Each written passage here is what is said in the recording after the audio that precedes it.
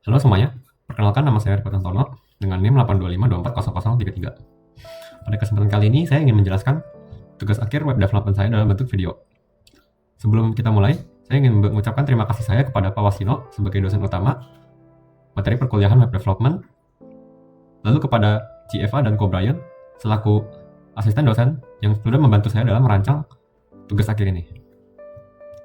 Pertama, saya akan menjelaskan tabelnya. Database saya bernama tugas akhir dengan memiliki 10 tabel, yaitu ada admin, bimbingan skripsi, dosen, laptop, mahasiswa, penasihat, peserta skripsi, produk, tablet, dan ujian skripsi. Untuk isi dan struktur tabel masing-masing nanti saya akan menjelaskan satu persatu dengan sembari saya menjelaskan bagian kodenya. Tapi yang pertama-tama saya ingin menjelaskan dulu tentang admin.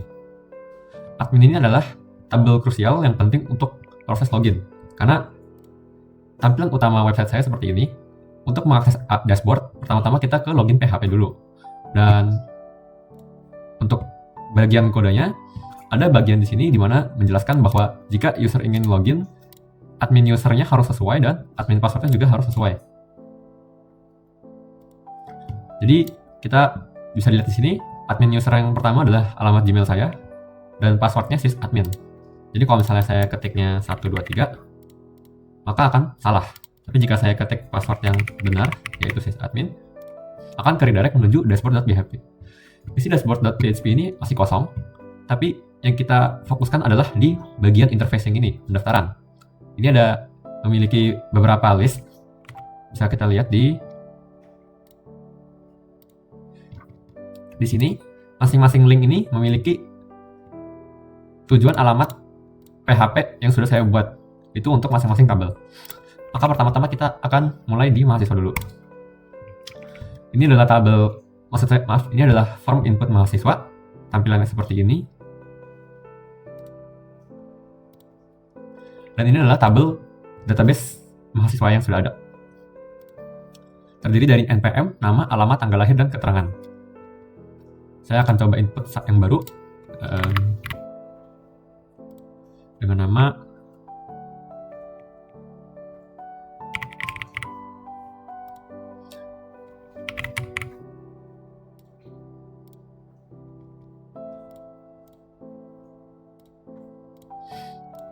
untuk keterangan bisa dikosongkan, tapi lebih baiknya kita isi. Dan maka nanti akan muncul di tabel yang ini. Tabel ini mengurut dari NPM ya.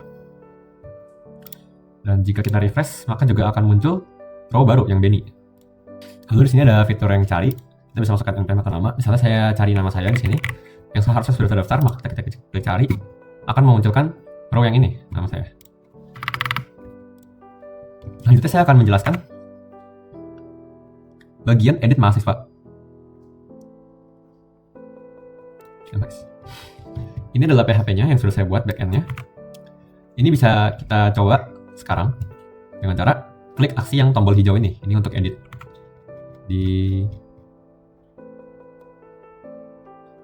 sini dia pada di kolom yang aksi ada edit MHS, ubah MHS sesuai NPM yang kita select. Maka jika ini NPM-nya 523.22.078, maka di sini juga akan 523.22.078. Tampilannya seperti ini, edit mahasiswa, NPM-nya ada di sini, namanya otomatis ke select, seluruh isi variabelnya ke select, dan kita bisa ubah, misalnya keterangannya kita ubah jadi ilmu komunikasi semester 2. Kita simpan perubahannya, data berhasil diubah, dan tampilan juga sudah berubah di sini.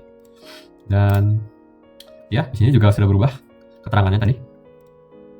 Selanjutnya ada delete. Kita akan coba delete. Delete itu hapus MHS. Kita gunakan tadi percobaan dengan yang kita baru tambahin tadi juga, si Benny. Kita hapus. Apakah Anda yakin untuk hapus data ini? Kita klik OK. Data berhasil dihapus. Dia akan return lagi ke input MHS. Headernya input MHS lagi. Dan row Benny sudah hilang. Kita cari Benny juga akan tidak ada. Ini juga bisa di refresh. Hilang. Selanjutnya kita akan ke dosen. Dosen juga sama seperti mahasiswa, hanya bedanya adalah atributnya. Atributnya dia memiliki NIDN, NIK, nama, dan keterangan. Ini ada beberapa row yang sudah saya tambahkan. Sama aja seperti tadi, bisa kita insert, bisa kita read, bisa kita edit, bisa kita delete. Semua fitur CRUD sudah ada di sini. Berikutnya ada penasihat. Preset ini adalah tabel yang memiliki foreign key dari NPM dan NIDN. Jadi contohnya di sini kita bisa cari NPM mahasiswa, kita ambil ini karena dia belum ada nasihatnya. Kita pilih dosen akademiknya yang ini. Untuk file ini bisa sebenarnya berupa JPG ya. Kita tidak akan isi dulu. Kita kasih keterangan tes 29 November. Maka akan muncul seperti ini row-nya. Untuk aksi tetap sama ya, masih bisa edit. Tampilan jika ada tidak ada file seperti ini. Kita bisa choose file. Lalu kita ubah. Maka filenya juga berubah. Lalu selanjutnya ke peserta skripsi. Peserta skripsi ini ada NPM mahasiswa lagi, dan dia ada semester, tahun akademik, tanggal daftar, judul, dokumen, dan penjelasannya.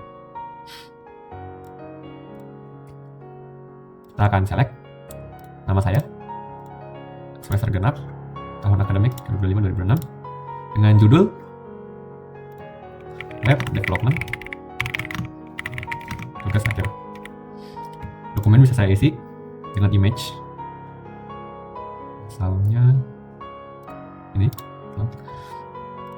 dan penjelasannya kita pakai Laravel langsung aja. Kita simpan, dan berhasil kita daftar juga di sini. Skripsi. Skripsi ini penting karena dia memiliki judul, dan judul ini nanti akan kita pakai di bagian front end. Lalu kita lanjut ke bimbingan skripsi. Bimbingan skripsi ini terdiri dari NPM mahasiswa dan NIDN mahasiswa. Ini dua ini penting karena nantinya dalam tabel yang ujian skripsi kita perlu menggunakan NPM mahasiswa yang sudah ada bimbingannya. Jadi sebelum ada bimbingan kita tidak boleh lakukan ujian. Kita coba di sini, karena udah ada 5, kita hapus aja salah satu, misalnya Ricky kita hapus, kita tambahkan yang baru Ricky. Anggap aja dosennya si Eskanor, tanggalnya tanggal hari ini, dan catatannya itu tugas akhir video. Lalu ada upload dokumen, kita kosongkan saja, lalu kita simpan. Tampilannya jika kosong seperti ini, no image available. Oke, kita ada nama saya, ada perhatikan nama mahasiswanya, lalu kita lanjut ke ujian skripsi. Maaf. Misalnya kita hapus dulu yang ini. Nah, jika kita pilih yang Ombre Nomad ini, karena dia belum tadi melakukan bimbingan, jadi misalnya kita sudah isi, keterangannya akan seperti mahasiswa belum punya bimbingan, lalu data itu gagal di-insert dan masih kosong. Jadi kita harus pilih mahasiswa yang sudah melakukan bimbingan. Jadi ada nama saya. Dan untuk gambar dokumennya,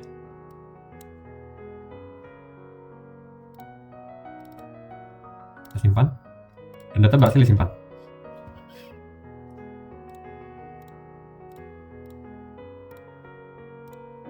Maaf, yang tadi error karena nama file kepanjangan. Kita pilih file yang lebih singkat saja namanya. Seperti download. Nah, jika file tidak kepanjangan maka tidak akan muncul ya. Oke, ujian sudah selesai. Kita lanjut ke database laptop dan tablet. Ini sebenarnya berkaitan dengan skripsi karena dalam melakukan atau merancang skripsi kita memerlukan device yang berupa tablet atau laptop. Jadi ini lebih ke toko yang menyediakan produk-produk untuk membantu mahasiswa dalam melakukan skripsi. Ini ada 3 tabel baru ya yang saya buat sendiri. Nama tabletnya itu anggap aja tablet A. Mereknya Xiaomi. Harganya 499, kita simpan. Data harus disimpan, lalu kita coba yang laptop. Laptop itu laptop B.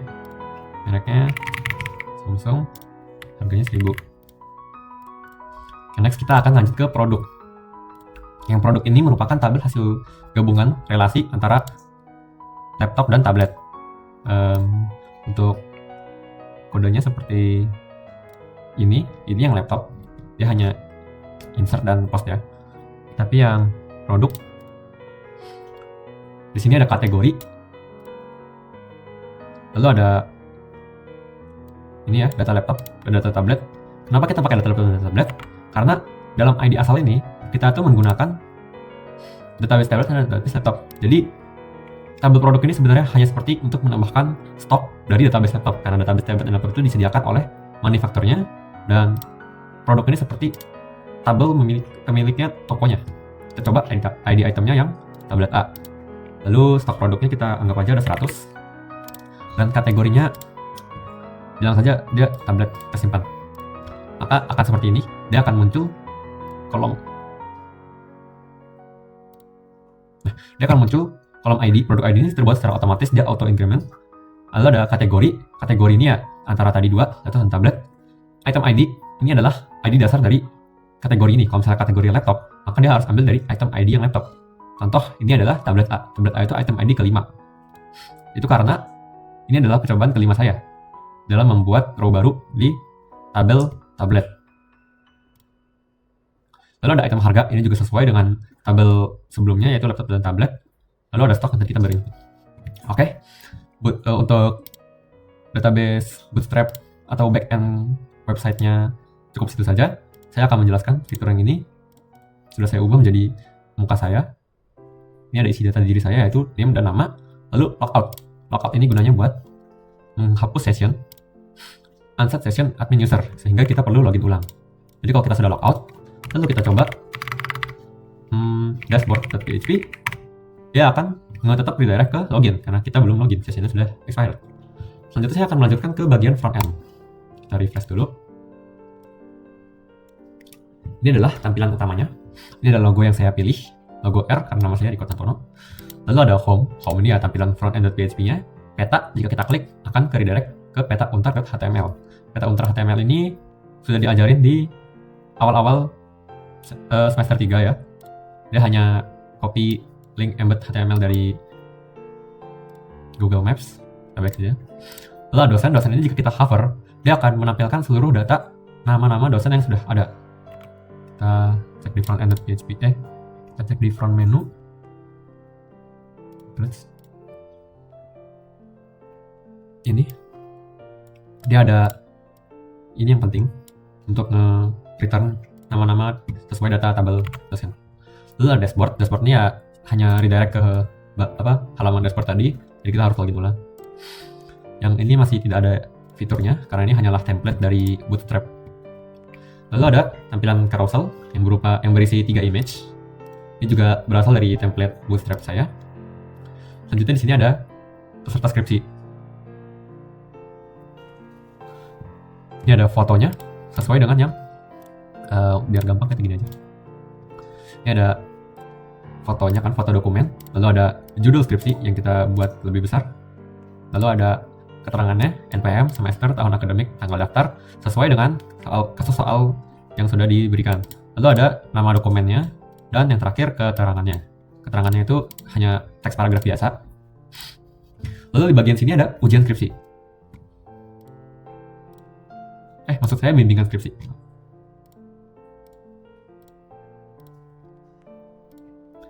Oke, selanjutnya di sini ada ujian skripsi.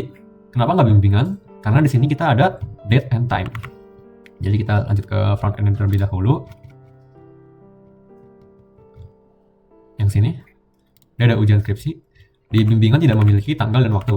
Sedangkan di kasus soalnya, bagian kanan kita ganti dengan tanggal dan waktu. Jadi kita ambil dari yang ujian skripsi. Ini ada 3 nama mahasiswa, Ricky, Riko, dan April. Ya, sama. Dan dosen pembimbingnya disebut. Lalu ada tanggalnya dan waktunya. Selanjutnya ada galeri foto. Galeri fotonya berisi dari foto yang ada di tabel ujian. Ini ada 3. Yang tadi ini error, maaf karena tadi filenya kepanjangan namanya. Jadi ini kita bisa hapus saja. Dan kalau kita refresh juga nanti pasti kehapus. Nah ya, ini bakal nge-looping terus dan formatnya dia 3 gambar, lalu lanjut di bawah. Untuk captionnya kita memiliki NPM dari mahasiswa yang kita ini menggunakan join. Jadi kita menggunakan left join peserta skripsi on MHS NPM. Menggunakan join peserta skripsi dengan ujian. Kenapa kita join dengan peserta skripsi?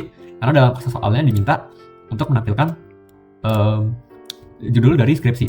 Dan ini anggap saja ujiannya. Ini ada NPM dari mahasiswa yang mengikuti ujian tersebut. Lalu dari dokumennya kita ambil bimbingan skripsi, kita ambil peserta skripsi, dan judulnya itu diambil dari yang ini. Dan jika misalnya kita daftar tuh belum ada mahasiswanya ya, sepertinya ini kan NPM-nya 111, sedangkan di peserta skripsi itu dia belum ada, jadi datanya itu invalid, dan judulnya bakal tulisannya judul belum tersedia. Nanti saya akan lanjut ke yang kotak bawah ini. Saya isi dengan data tabel dan data produk. Ini hanya menampilkan tabel. Tabelnya ini kelasnya template yang sama dengan dashboard tadi, yang hover. Ada data tablet, data laptop, dan data produk. Lalu di sini ada gambar untuk memotivasi murid supaya tidak menyontek. Lalu ada gambar gedung Untar dan logo Untar. Lalu di bawah sini ada data diri saya. Kita lanjut ke kode dulu kali ya.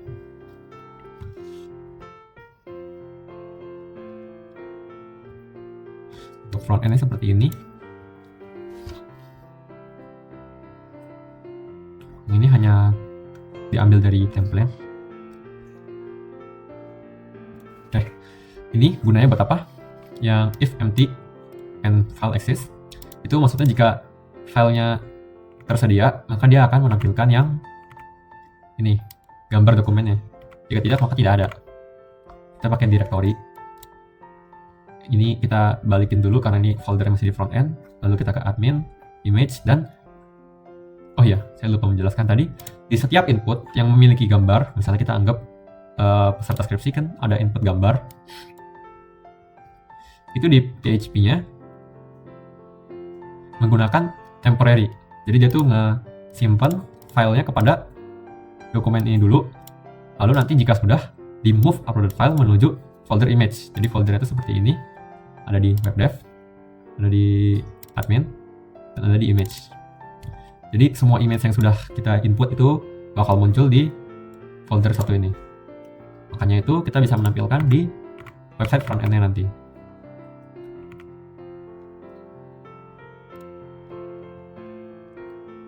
Lalu untuk yang ini, menggunakan echo bisa, echo row, nama atribut, atau nama variable. Di sini juga echo row, npm, dan nama. Jadi dia akan terus ngulang ke bawah ya jika ada data baru. Ini kan untuk saat ini ujian baru ada 2. Kita misalnya tambah 1 lagi yang ada di bimbingan.